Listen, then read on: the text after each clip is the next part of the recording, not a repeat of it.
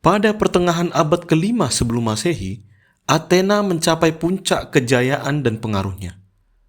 Setelah memimpin kemenangan atas kekaisaran Persia dalam pertempuran besar seperti Marathon pada tahun 490 sebelum Masehi, Salamis pada tahun 480 sebelum Masehi, dan Plataea pada tahun 479 sebelum Masehi, kota ini mengokohkan sistem demokrasinya. Kekuasaan politik diperluas kepada semua warga negara pria kelahiran Athena, menciptakan model pemerintahan berbasis hukum yang menginspirasi dunia. Di saat yang sama, Athena membangun dominasi atas berbagai koloni maritim dan negara kota Yunani yang menjadi vasalnya. Kemakmuran dari perdagangan dan upeti memungkinkan kota ini membentuk kekuatan militer paling ditakuti di Mediterania Timur, dengan angkatan laut megah, pasukan kavaleri, dan infanteri yang kuat. Sebagai pusat kebudayaan dan pendidikan dunia Yunani, Athena menarik para pemikir besar dari berbagai wilayah. Tradisi menyebut bahwa Attika, wilayah Athena, menjadi pelopor berbagai aspek peradaban, dari pertanian hingga hukum dan keadilan. Lebih dari itu, Athena bukan hanya sekedar pusat politik dan militer, tetapi juga tempat lahirnya salah satu warisan terbesar manusia, yaitu filsafat. Sokrates, filsuf pertama yang dikenal dalam sejarah, lahir di Athena sekitar tahun 469 sebelum Masehi. Meskipun ia tumbuh di tengah kejayaan kota besar, sumber-sumber kuno sepakat bahwa asal-usul dan pendidikannya tidak mencerminkan keistimewaan. Ia adalah putra Sophroniscus, seorang pemahat batu, dan Paenarete, seorang bidan, serta berasal dari distrik Alopece. Sebagai warga negara Athena sejak lahir, kehidupannya tampak biasa-biasa saja. Konon keluarganya tidak kaya, tetapi juga tidak miskin. Namun, pengalaman batinnya jauh dari biasanya. Sokrates mengaku sering mendengar suara yang tidak terdengar oleh siapapun selain dirinya. Dalam beberapa situasi, suara itu memerintahkannya untuk berhenti melakukan sesuatu atau mengubah perilakunya. Ia menganggapnya sebagai bisikan dari roh pelindung yang bersifat pribadi dan supranatural. Suara ini bukan hanya sumber keheranan, tetapi juga kegelisahan, menjadikan Sokrates berbeda dari orang-orang di sekitarnya. Sejak kecil ia merasa terasing, menjadi individu dalam komunitas yang sangat menjunjung tinggi kebersamaan, baik dalam ritual adat, kepercayaan agama tradisional, maupun dalam institusi politik yang mengusung cita-cita demokrasi sebagai bentuk pemerintahan kolektif. Pada masa itu, Athena mengalami perpecahan politik. Di satu sisi, ada kelompok yang memperjuangkan perluasan hak dan kewajiban politik bagi seluruh warga negara, tanpa memandang status ekonomi mereka. Kelompok ini yang dikenal sebagai Demokrat sejati, yang dipimpin oleh Perikles, kurang lebih pada tahun 495 sampai 429 sebelum Masehi. Seorang orator ulung sekaligus panglima tertinggi yang mendominasi politik Athena. Dengan kepiawannya dalam berbicara, Perikles merumuskan fondasi pemerintahan yang melibatkan partisipasi aktif warga biasa. Di sisi lain, terdapat kalangan kaya yang berusaha mempertahankan dan memperluas kekuasaan mereka tanpa batas. Mereka meremehkan kecerdasan rakyat jelata Athena, dan dalam beberapa kasus bahkan mengagumi sistem pemerintahan otoriter yang diterapkan di negara kota Yunani lainnya, seperti Sparta. Posisi Sokrates dalam perdebatan besar tentang demokrasi Athena tetap menjadi misteri. Suatu hal yang aneh, mengingat warga Athena diharapkan berpartisipasi aktif dalam kehidupan politik polis. Beberapa sumber menyebut bahwa di masa mudanya, Sokrates sering bergaul di lingkaran Perikles, yang dikenal sebagai pendukung demokrasi, bukan tirani. Ada pula dugaan bahwa istrinya, Xantippe, yang dinikahinya sekitar tahun 420 sebelum Masehi, berasal dari kalangan aristokrat. Selain itu, beberapa kisah yang tidak dapat diverifikasi menyebutkan bahwa saudara tirinya yang lebih muda mungkin pernah menjabat sebagai arkon atau penguasa Athena setelah kejatuhan rezim 30 tiran pada tahun 403 sebelum Masehi. Setelah mencapai usia dewasa, Sokrates mulai menunjukkan perilaku yang tidak biasa. Berbeda dari kebanyakan warga Athena, ia menolak mengikuti jejak ayahnya sebagai pemahat batu. Alih-alih belajar mengukir batu untuk mencari nafkah, ia justru mendedikasikan hidupnya untuk mencari tahu bagaimana menjalani kehidupan terbaik. Ia seringkali menyatakan keheranannya bahwa para pemahat bersusah payah mengubah sebongkah marmer menjadi tiruan sempurna dari sosok manusia, tetapi tidak berusaha membentuk diri mereka sendiri agar tidak sekedar seperti sebongkah batu. Beberapa sumber menyebut bahwa Sokrates pernah belajar dengan Anaxagoras serta dengan Damon. Setelah Anaxagoras dihukum, ia kemudian menjadi murid Archelaus, seorang filsuf alam. Perikles, pemimpin demokratis paling berpengaruh saat itu, mendorong berkembangnya ilmu pengetahuan dan bergaul dengan para cendekiawan terkemuka, termasuk Anaxagoras. Sebagai teoretikus alam, Anaxagoras mengajarkan teori-teori kosmologinya dalam ceramah berbayar. Ia bahkan mengejutkan banyak orang Athena dengan klaimnya bahwa matahari hanyalah batu besar yang berpijar.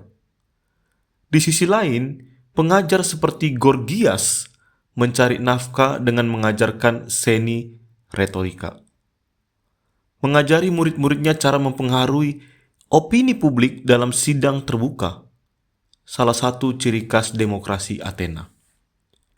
Menurut Plato, ketidakpuasan Sokrates terhadap para pengajar seperti Anaxagoras dan Gorgias inilah yang membuatnya mencari jalannya sendiri, dengan mengajukan pertanyaan mendalam tentang cara terbaik untuk hidup.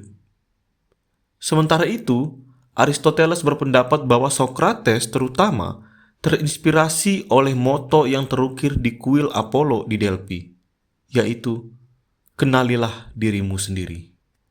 Ungkapan ini pertama kali muncul dalam literatur Yunani pada abad ke-5 sebelum Masehi. Salah satunya dalam drama Prometheus Bound, karya Aeschylus. Dalam drama tersebut, Prometheus menentang kehendak Zeus dengan mencuri api dari para dewa dan memberikannya kepada manusia. Meskipun dihukum karena keberaniannya, ia tetap teguh dalam pembangkangannya. Dewa laut, Okeanos, kemudian menegurnya dengan berkata, "Kenalilah dirimu sendiri dan tundukkan sifat mudamu. Dengan kata lain, ketahuilah batas-batasmu." Sokrates tampaknya mengembangkan metode penyelidikan baru yang berbeda dari para guru kebijaksanaan lain.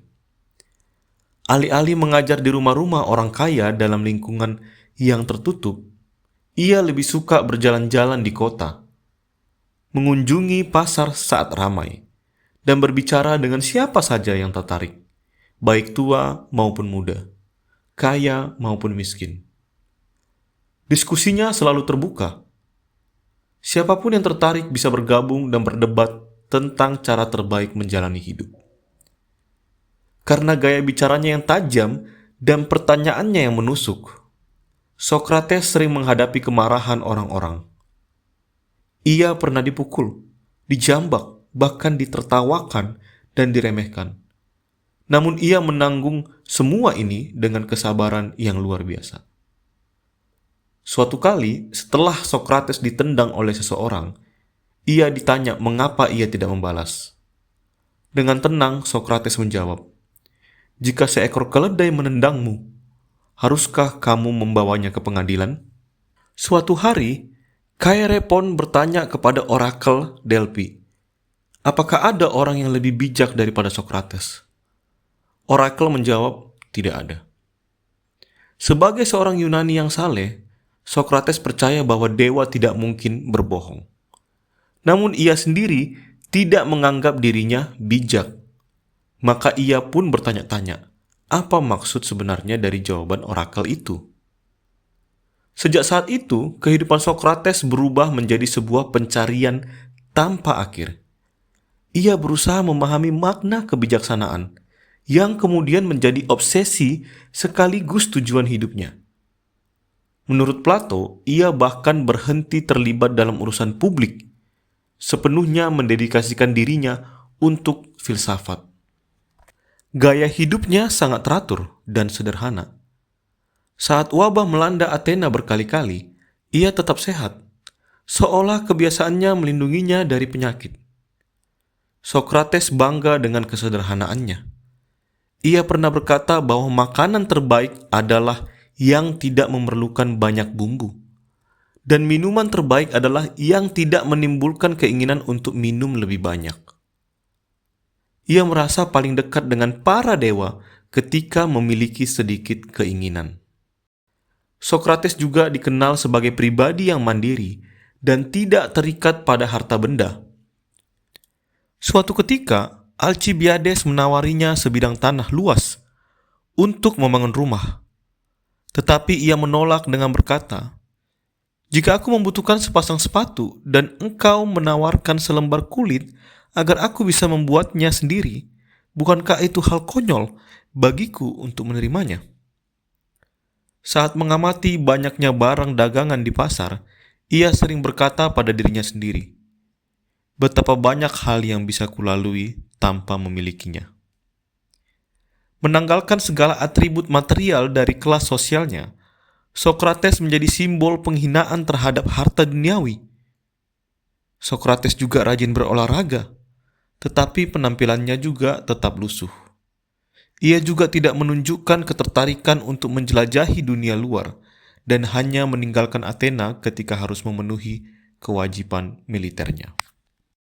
Sokrates dengan mudah mengabaikan ejekan orang-orang di sekitarnya. Ia bangga dengan kesederhanaan hidupnya dan tidak pernah meminta bayaran atas pengajarannya. Namun, betapapun ia lapar, ia tidak pernah merendahkan diri untuk menjilat orang lain demi keuntungan pribadi. Hal yang sama berlaku dalam kehidupan rumah tangganya. Istrinya, Xanthippe, dikenal dalam sejarah sebagai sosok yang pemarah. Ia sering dikaitkan dengan kesabaran Sokrates dalam menghadapi karakter yang sulit. Bahkan anekdot berkembang mengenai hubungan mereka, yang kerap menggambarkan Sokrates sebagai pria yang tetap tenang meskipun istrinya keras kepala dan mudah marah. Salah satu kisah terkenal menceritakan bahwa suatu hari Xanthippe meluapkan amarahnya kepada Sokrates. Kemudian Xanthippe menyiramkan air ke kepalanya. Namun Sokrates hanya tersenyum dan berkomentar santai, "Setelah guntur, biasanya memang turun hujan." Kisah ini sering digunakan untuk menggambarkan ketenangan dan kebijaksanaan Sokrates dalam menghadapi tekanan dalam kehidupan rumah tangganya. Xanthippe juga sering mengeluh bahwa suaminya lebih banyak menghabiskan waktu berdiskusi di jalanan Athena daripada mencari nafkah untuk keluarganya. Meskipun demikian, beberapa sumber menyebutkan bahwa di balik sikap kerasnya, Xanthippe tetap setia mendampingi Sokrates hingga akhir hayatnya. Masih berpegang pada pencarian untuk memahami bagaimana menjalani kehidupan yang terbaik, Sokrates, menurut Plato, mulai menanyai siapa saja yang dianggapnya bijak dalam bidang apapun. Ia berbicara dengan para pengrajin yang memang menguasai keterampilan mereka dan mampu mewariskannya kepada anak-anak mereka. Namun ketika ditanya tentang konsep-konsep mendasar seperti keadilan, kesalehan, atau keberanian, nilai-nilai yang dianggap Sokrates sebagai fondasi kehidupan yang baik, mereka seringkali kesulitan memberikan jawaban yang koheren. Semakin jauh pencariannya, Sokrates semakin yakin bahwa para pengrajin tidak lebih bijak darinya. Hal yang sama ia temukan pada para penyair, politisi, orator, dan bahkan guru-guru ternama. Ia menyadari bahwa hambatan utama menuju kebijaksanaan sejati bukanlah kurangnya pengetahuan, melainkan keyakinan palsu. Maka, ia bertekad untuk membongkar keyakinan semacam itu. Bukan dengan menulis buku, karena ia tampaknya tidak pernah menulis apapun. Dan bukan pula dengan mendirikan sekolah formal, karena ia juga tidak pernah melakukan itu. Melainkan dengan mengajukan pertanyaan tanpa henti kepada siapapun, tanpa memandang pangkat atau status mereka. Metode penyelidikannya yang berani, terutama saat menantang para tokoh berkuasa di tempat umum, menarik banyak pengikut, sekaligus menjadikannya sosok yang paling dikenal di Athena. Bahkan, tak lama setelah kematiannya, patung-patung dirinya mulai didirikan. Suatu penghormatan yang belum pernah diberikan kepada seorang filsuf Yunani sebelumnya. Dalam patung-patung tersebut, Sokrates digambarkan sebagai pria tua yang botak, berbadan besar, bermata melotot, serta berbibir tebal dan menonjol. Plato mencatat bahwa sahabat-sahabatnya sering membandingkan dia dengan Silenus, makhluk dalam mitologi Yunani yang berwajah jelek tetapi penuh kebijaksanaan.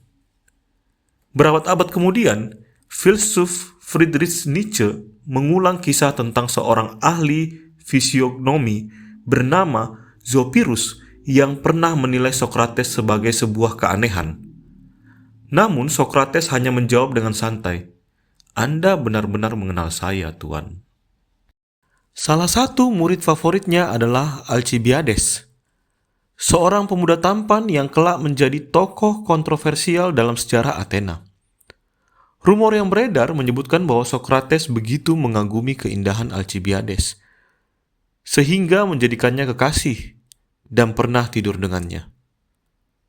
Awalnya, Alcibiades jatuh cinta pada filsafat karena pengajaran Sokrates.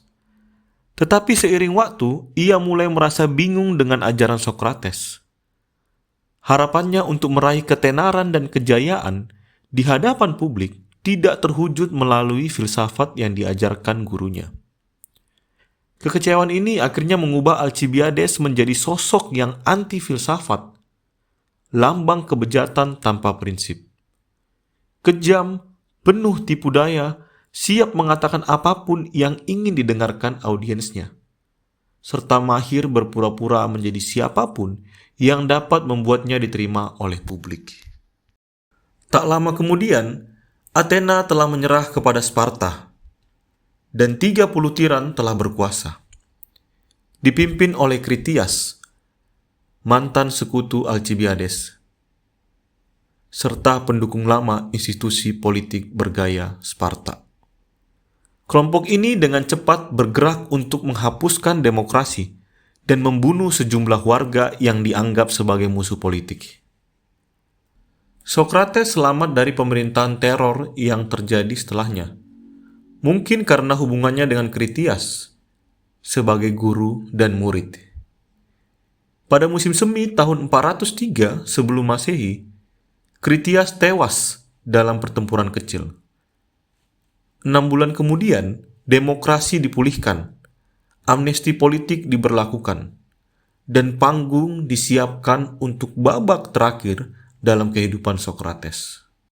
Pada tahun 399 sebelum Masehi, seorang penyair bernama Meletus didukung oleh 2 warga lainnya, Likon dan Anytus, seseorang yang pernah ditolak cintanya oleh Alcibiades ketika ia terpesona oleh filsafat Sokrates, mengajukan dakwaan terhadap Sokrates.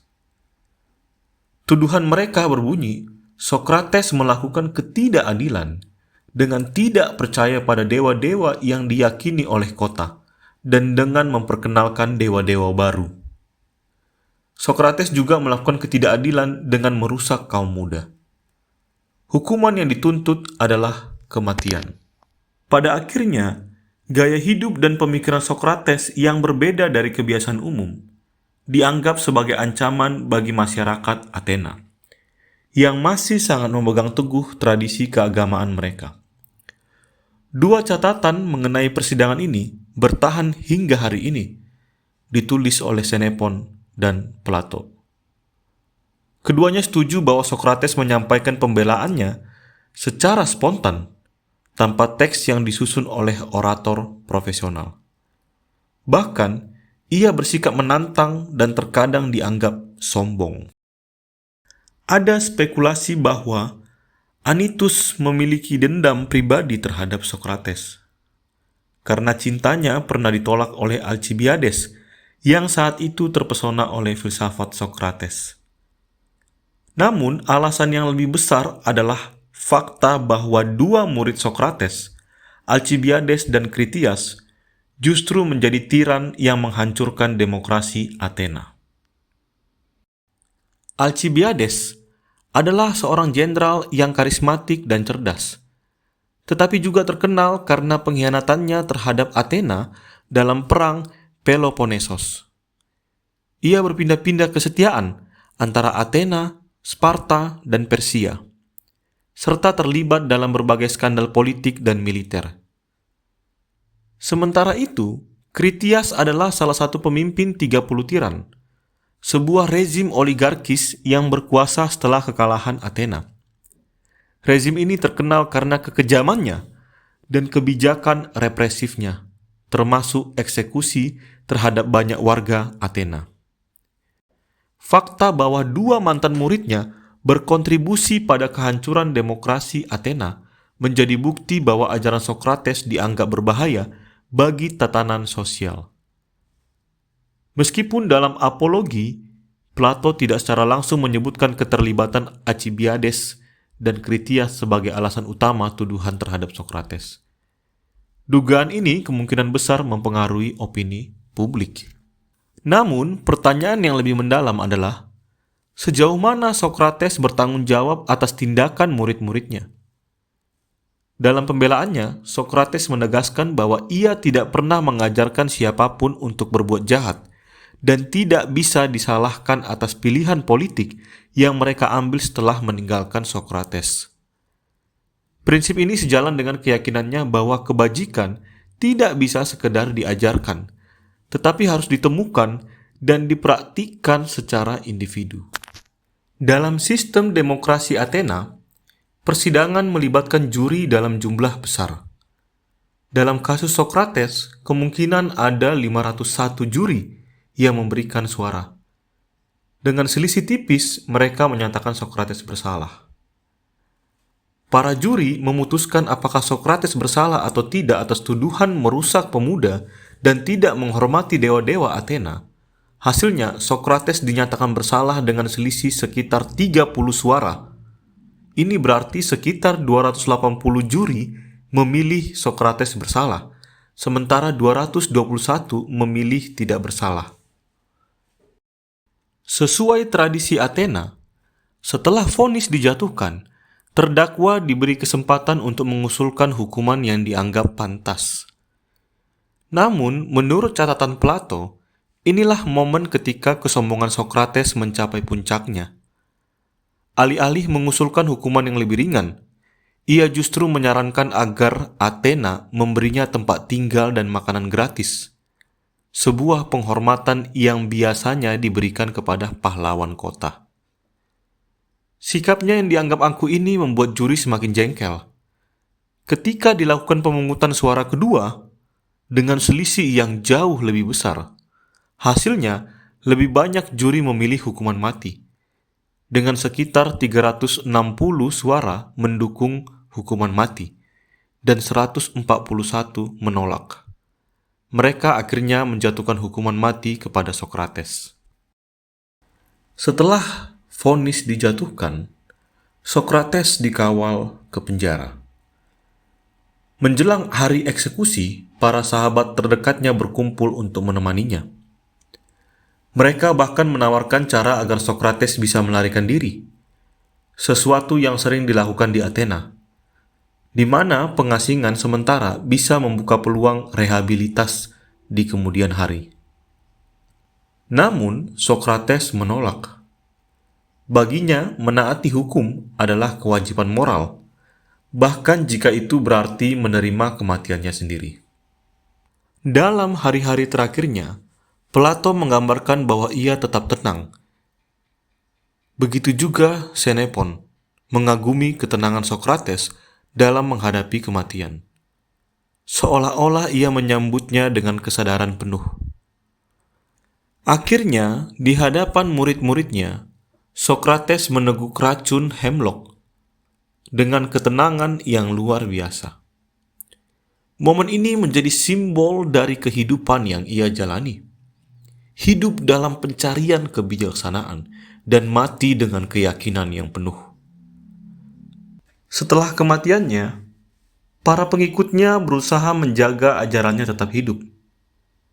Beberapa dari mereka meniru gaya hidup Sokrates, memakai pakaian kumal, berbicara di tempat umum, dan mempertanyakan cara hidup orang-orang Athena. Namun, tidak semua pengikutnya memilih jalan yang sama. Plato misalnya, justru beralih ke dunia tulisan. Melalui dialog-dialog filosofisnya, ia tidak hanya mengabadikan pemikiran Sokrates, tetapi juga merintis dua tradisi intelektual yang masih bertahan hingga hari ini.